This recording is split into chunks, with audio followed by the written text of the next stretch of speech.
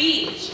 And most of the speeches were one page, with the exception of Nasani's speech, which was one page and a little bit of the other side of the page.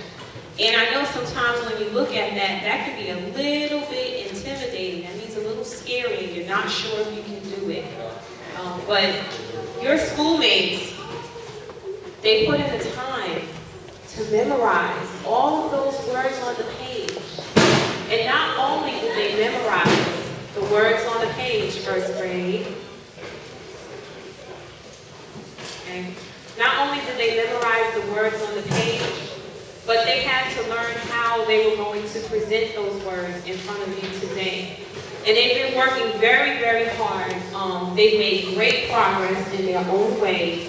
And I have to say, I'm extremely, extremely proud of you guys. And I really mean that from the bottom of my heart. I'm very, very proud of them. They've had some people who have been popping in, like Miss Tinglin. Give it up for Miss Tinglin. Big Miss Tinglin.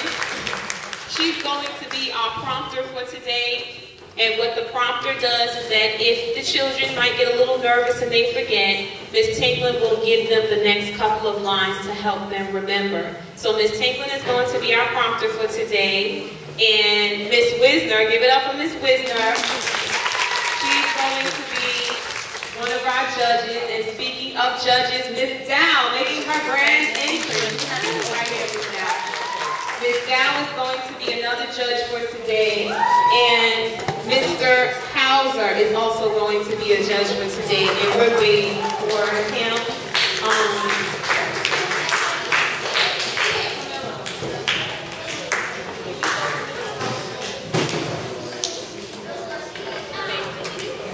And Mr. Hauser is going to be our third judge for today. So we have 3 judges, very different from last year and also very different from the year before. Okay? So as soon as Mr. Hauser gets here, we're actually, okay, let's take a check on him. We're going to get started, okay? Does anyone know what an orator is? Okay, Janika, you want to tell us real quick? Just stand up. Okay, now do you know what an orator is? Okay. Lefty, you want to try it?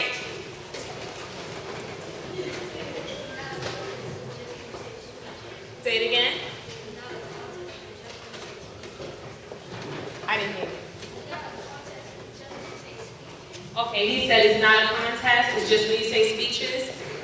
Actually, an orator, number one, is a person, just like a doctor is a person, a mentor is a person. An orator is a person who not only gives speeches, but they're also great storytellers.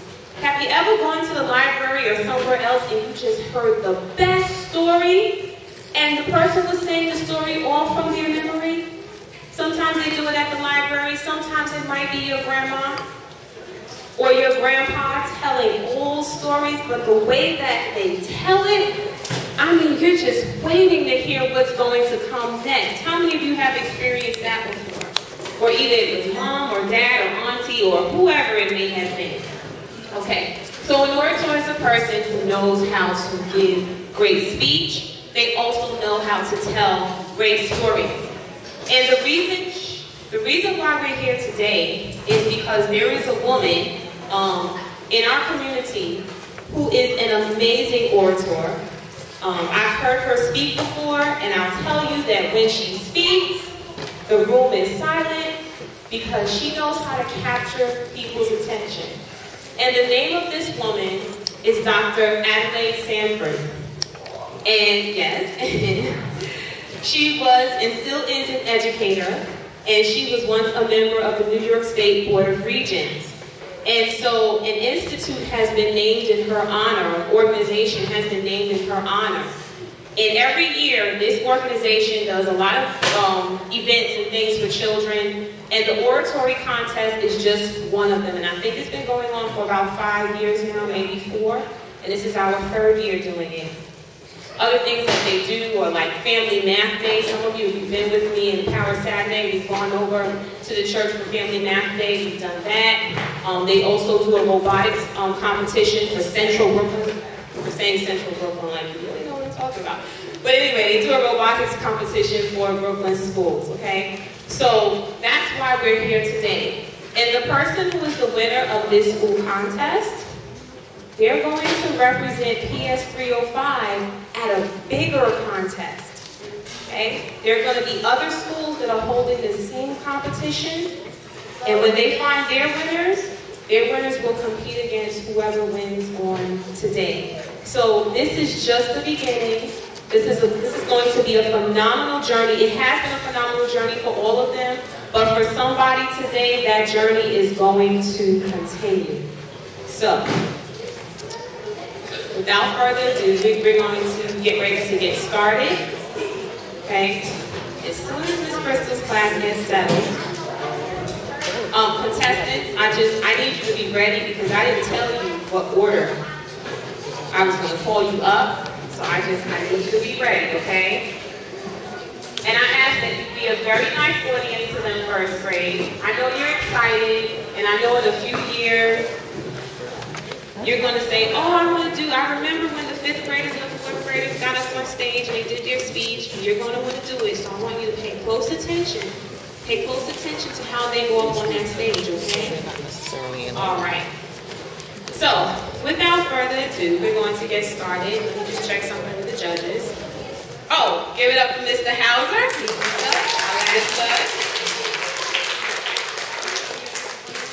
Let me tell you really quick, the contestants will be judged on the following areas.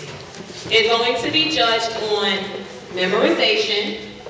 So did they actually memorize the whole speech? And I'll be assisting with that part. They will be judged on the use of gestures and facial expressions. They will also be judged on the clarity of their speech. That means how clearly, are your words mumbled like this? Or do you speak clearly and enunciate all of your words so that we can hear the word from the beginning sound to the ending sound? They will also be judged on fluency, that's how smoothly they recite their speech. Tempo, that's how fast they recite their speech. And passion, how much emotion do they put into their speech, right? They'll also be judged on poise, how are they standing, like this, I'm thinking about doing that. Or are they standing nicely? Eye contact, are they making eye contact with the entire audience? We have one person. And also volume. Do they speak like this, like or do they speak loud enough for the entire audience to hear them? Okay? So, the one rule that I have is that when each person comes up, you are going to give them the biggest round of applause that you can. And when each person comes down, you're going to give them the biggest round of applause that you can. That's the kind of energy that we're going to have in here today. How many of you agree to that? We're going to have good, positive energy? Okay, good. I thank you so much, and I'm going to call up to the stage. Judges, are you good on everything? Yeah, you have to find your name. Right here. The names are right in the corner. Oh, sorry, Miss. Okay. So the first person that I'm going to call up is our sole surviving representative of the 4th grade, Miss Clara Huff.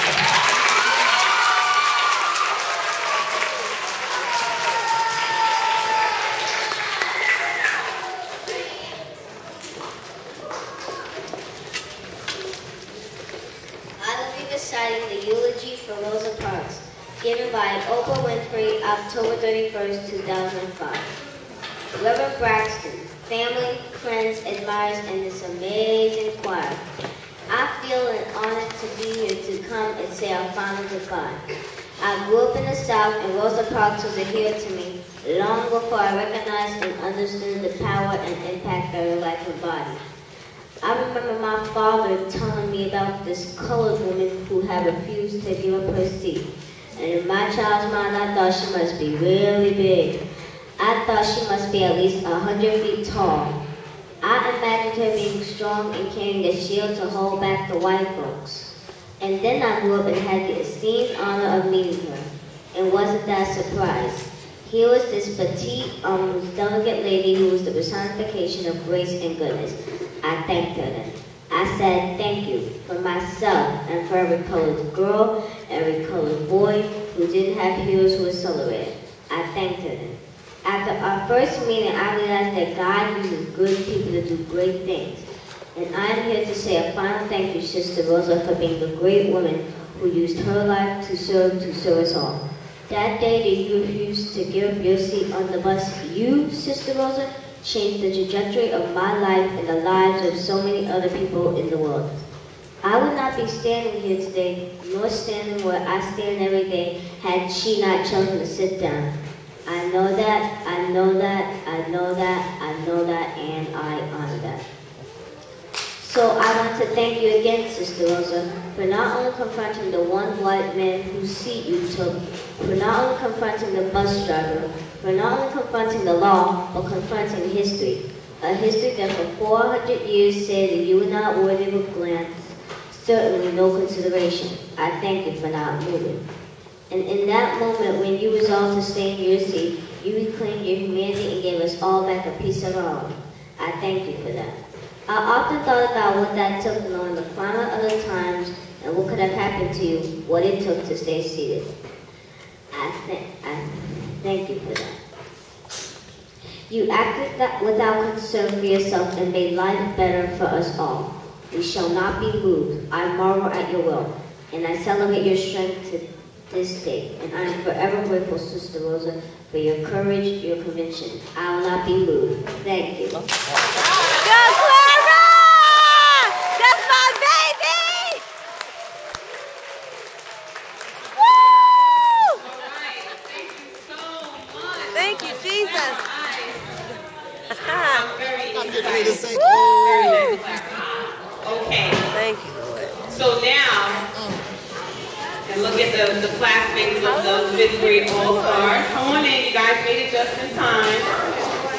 Just in time, things happen for a reason. It was usually why the 4th grader went first, because now the 5th grade class is here. Okay, hurry up and sit down. Okay.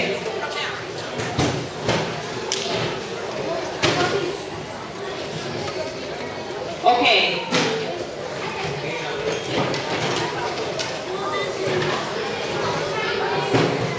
Okay, so now, the next person that we're going to call up.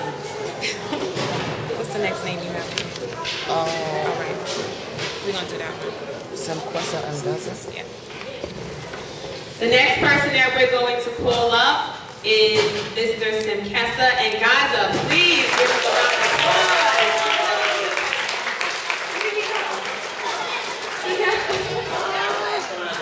Oh, okay. Okay, so he took what I said literally. I told him that they were entering from this side, and I should have said this side on this side, so it's okay. The speech I will be reciting is a eulogy for Rosa Parks, given by Oprah Winfrey on October 31st, 2005. Reverend Braxton, family, friends, admirers, and this amazing choir. I feel it an honor to be here to come and say a final goodbye. I grew up in the South, and Rosa Parks was a hero to me, long before I recognized and understood the power and impact of her life and body. I remember my father telling me about this colored woman who had refused to give up her seat. And in my child's mind, I thought she must be really big. I thought she must be at least 100 feet tall. I imagine her being strong and carrying a shield hold back the white folks. And then I grew up and had the esteemed honor of meeting her. And wasn't that surprised? Here was this petite, almost delicate lady who was a personification of grace and goodness. And I thanked her then. I said, thank you for myself and for the other colored girl, every colored boy who didn't have hair when we celebrated. And I thanked her then. first meeting, I realized that God uses good people to do great things. And I'm here to say a final thank you, Sister Rosa, for being a great woman who used her life to serve us all. That day you refused to give the seat on the bus, you changed the trajectory of my life. You, Sister Rosa, changed the trajectory of my life and the lives of so many other people in the world. I thank you for that. I would not be standing here today, nor would I stand every day had she not chosen to sit down. I know that. I know that. I know that. I know that, and I honor that. So I thank you again, Sister Rosa, for not only confronting the one white man whose seat you took, for not only confronting the bus driver, for not only confronting the law, but for confronting history. A history that for 400 years said that you are not worthy of a grant. So under no consideration, I thank you for not moving.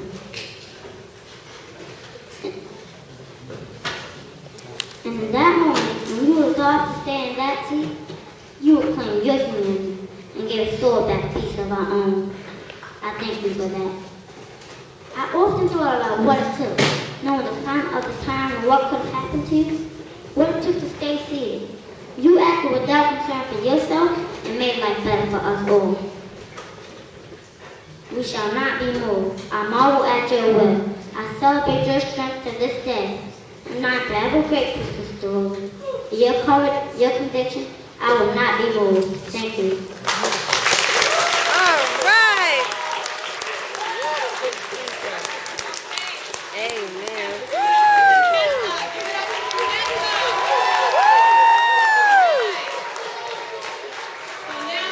We're going to give you a little break from that speech. I didn't tell you, but 4 of them are saying the same speech and 1 is not. So we'll give you a little break and we're going to call up Miss Nasani Danvers. She's going to be reciting a different speech.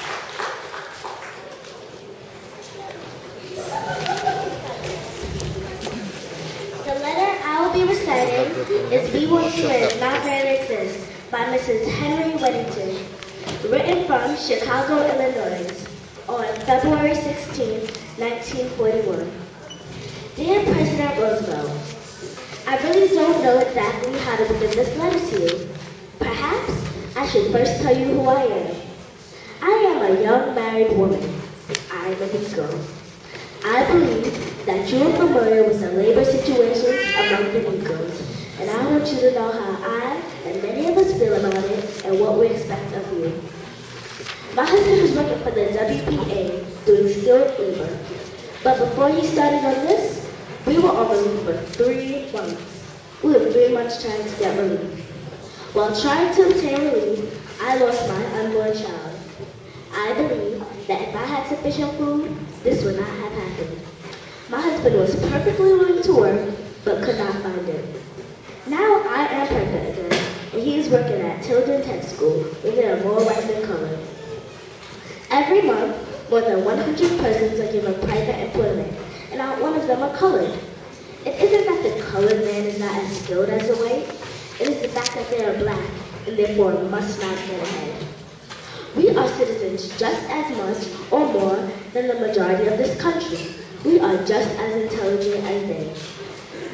This is supposed to be a free country regardless of color, creed, or race, but still we are slaves. Won't you help us? I'm sure you can. I admire you and have very much confidence in you. Why must our men fight and die for their country when it won't even give them a job that they're fitted for?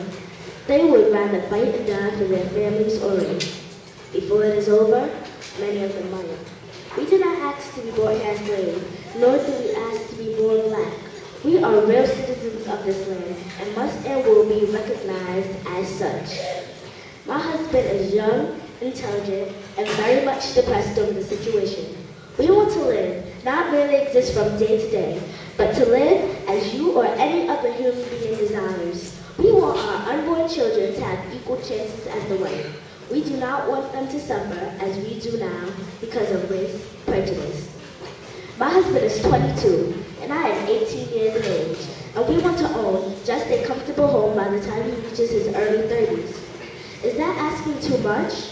But how can we, when the $26 he makes every 2 weeks doesn't even last the 2 weeks that it should? I can manage money rather well myself, but we still don't have the sufficient amount of food or clothing to keep us warm. I'd appreciate it if you give this letter some consideration and give me an answer. I realize that you're a very busy person with many problems, but I hope you can give this problem a little thought also. I will close thanking you in advance. Sincerely and hopefully yours, Mrs. Henry Whittington, WPA Box, Washington, D.C., Howard University.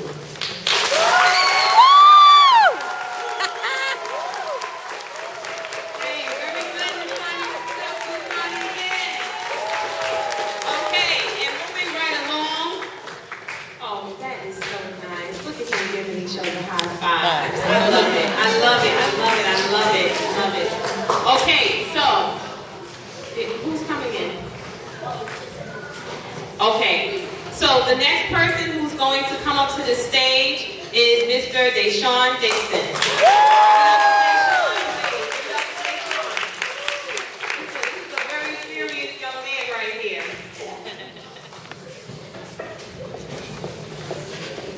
I will be reciting the eulogy for Rosa Parks, given by Oprah Winfrey on October 31st, 2005. I feel it an honor to be here, to come and say a final goodbye. I grew up in the South, and Rosa Parks was a hero to me long before I recognized and understood the power and impact that her life embodied. I remember my father telling me about this colored woman who had refused to give up her seat. And in my child's mind, I thought she must be really big. I thought she must be at least 100 feet tall. I imagined her being strong and carrying a shield to her back to white folks. And then I grew up and had the esteemed honor of meeting her. And wasn't that a surprise? Here was this petite, almost delicate lady who was the personification of grace and goodness. And I thanked her then. I said, thank you for myself and for every colored girl, every colored boy who didn't have heroes who were celebrated. I thanked her then. And after our first meeting, I realized that God uses good people to do great things. And I'm here today to say a final thank you, Sister Rosa, for being a great woman who used your life to serve us all. That day, you refused to give up your seat on the bus. You, Sister Rosa, changed the trajectory of my life and the lives of so many other people in the world.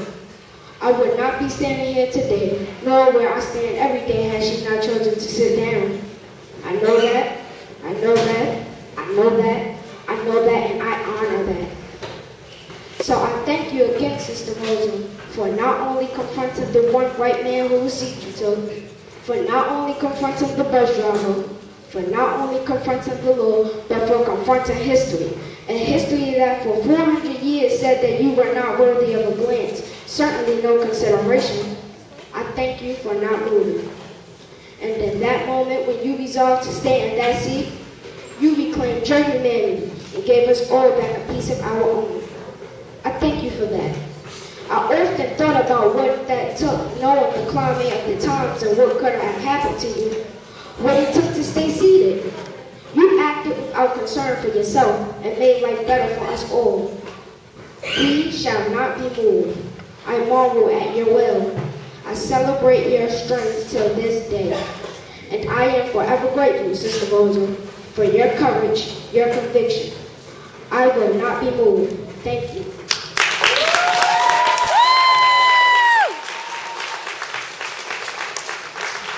Yes. All right, give it up again for Deshaun Dixon. Deshaun. Okay, and now we're going to have our final contestant, Ms. Dejanay Autry. Dejanay! Woo!